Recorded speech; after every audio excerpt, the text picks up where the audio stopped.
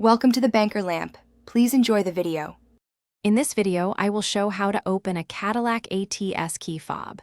First, locate the small release button on the side of your key fob. Press this button firmly and then pull out the emergency key blade.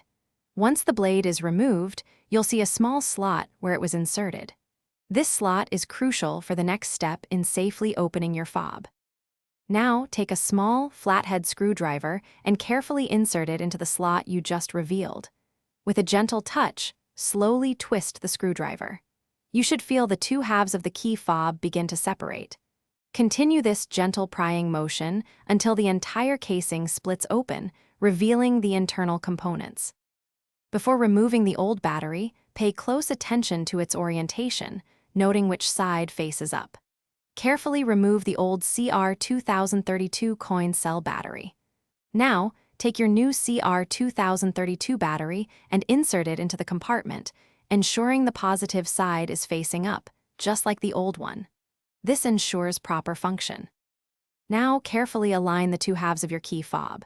Gently press them together until you hear a distinct click, ensuring they are securely fastened.